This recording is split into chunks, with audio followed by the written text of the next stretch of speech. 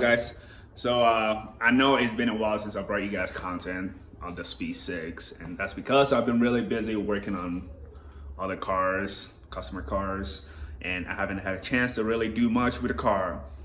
But today, I'm doing something with it, and that's because something really bad happened with the car.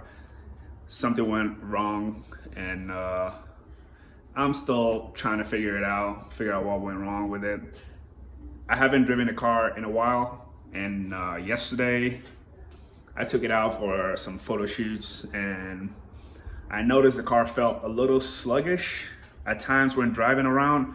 It didn't feel normal at all, so it felt like something was going on with it. It just didn't want to run right, and anytime I give it gas, it kind of just felt there's some like slight hesitation, but it clears up right away. There was no codes, nothing whatsoever. So I figured it's probably just because the car has been sitting and not being driven for so long. It's just taking its time to like warm up or so and get going. And I was right. After a while driving it, everything cleared out. It was fine. It was driving smooth. I didn't see anything wrong at all. So we went and did a photo shoot, and on my way home, it started doing it again, and I still couldn't figure out what was going on with it. So I decided just to like get some logs, that way I can send to my tuner to figure it out. And I did a third gear pull, and right when I let off, a huge backfire like normal. Not backfire, but afterfire like normal. And at first I didn't really notice anything at all. It felt fine, and all of a sudden I started hearing the car. It sounded like it was running on 3 cylinders, almost like it was down a cylinder, and almost like a plug went out or a coil went out.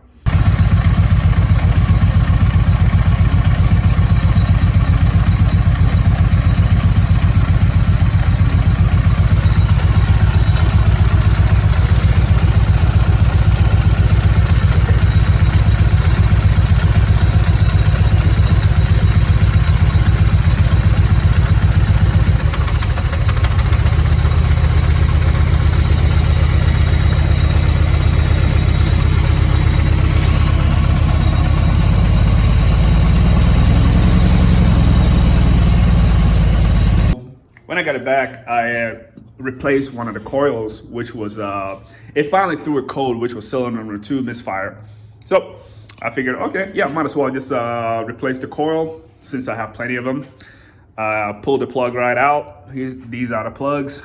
They all look fine. This in order. So this is 4, 3,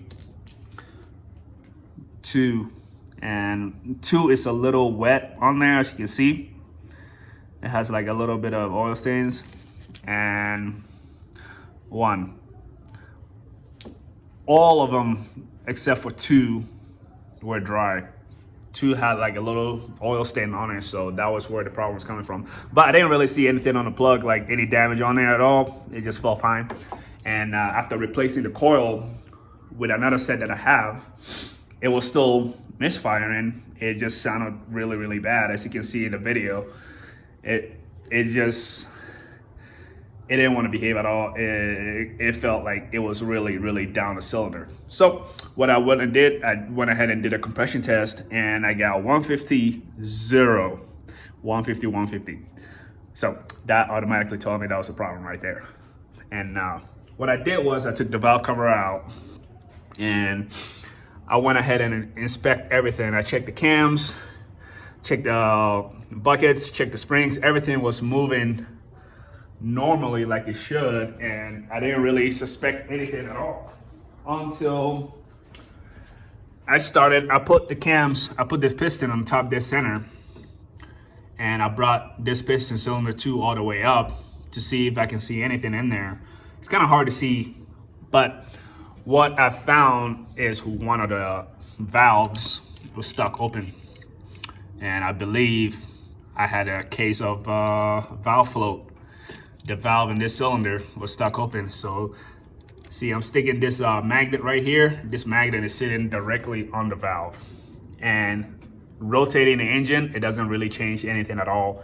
It just stays there. So that valve doesn't move at all, meaning it's damaged. Either that cylinder was not shimmed properly, or the seat is wearing out faster in that cylinder and it caused that issue. But that's the only thing I can think of, and I wouldn't know, I'm not gonna know more until I pull the head off completely. So, which is what I'm doing right now. I'm just going ahead and just starting to remove anything small. Things little by little. I still have yet to drain the fluids, and I gotta get my fuel rail out of there. I still gotta drain the fuel out of port injection, take the fuel pump out, take the timing stuff out of the way, pull the turbo out of the way, and get the intake manifold out of the way. That way I can pull the head off.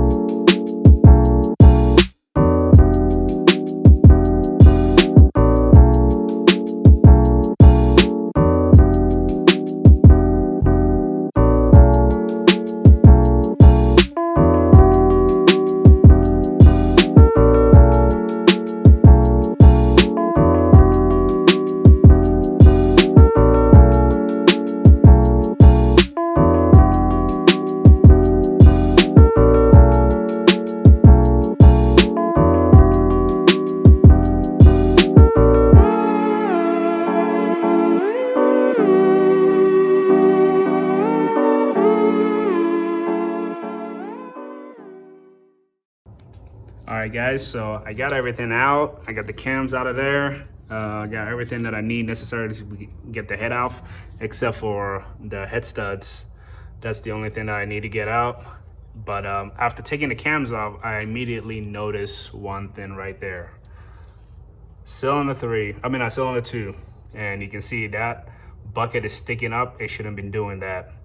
That can only means we got a problem. And if you take the bucket off, you can see right there, the valve literally dropped.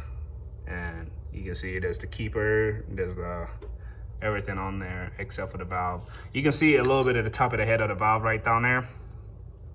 It's sticking out. Let me see. Take the spring off and you can see the valve right there.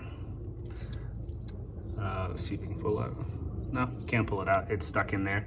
So put this back and cover it up and pull the rest of the head off. But yeah, that's the problem.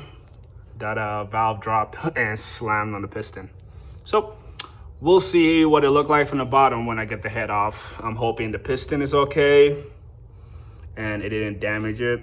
But so far, that's all I can tell.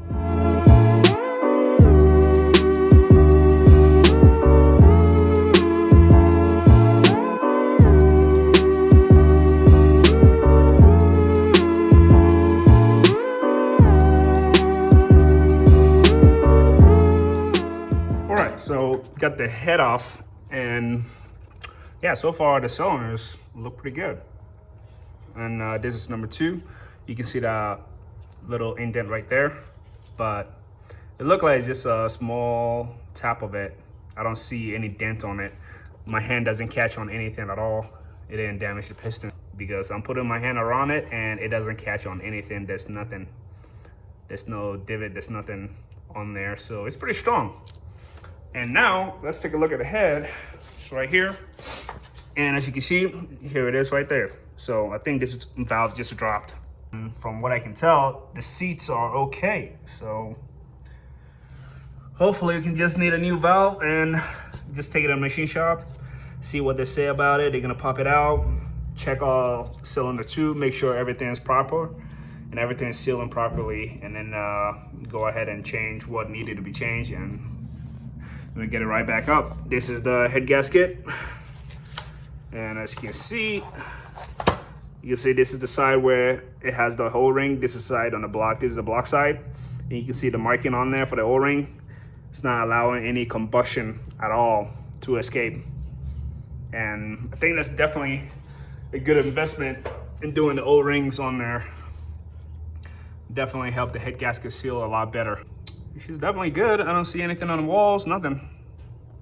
And yeah, I think we're just gonna get that head, get a new valve installed. Probably gonna need some seals as well too. I was thinking the damage was going to be worse than that, but it's not, so I'm happy. It can be fixed. It just straight dropped and it looked like it just got lodged up in there with the seal, so I can't pull it out. It's like locked up. It's probably bent in there somewhere, so we'll see what the real damage is until I'll know what the real damage is until I take it to the machine shop and see what they say about it. But other than that, I mean, yeah, not a lot of miles on this block, but everything is holding up pretty well. I don't see anything on the walls. All the cylinder walls look good, which they should be. I mean, it had really good compression, so except for that one. Just gonna go ahead and button everything up and send it to the machine shop, and hopefully have it back by next week.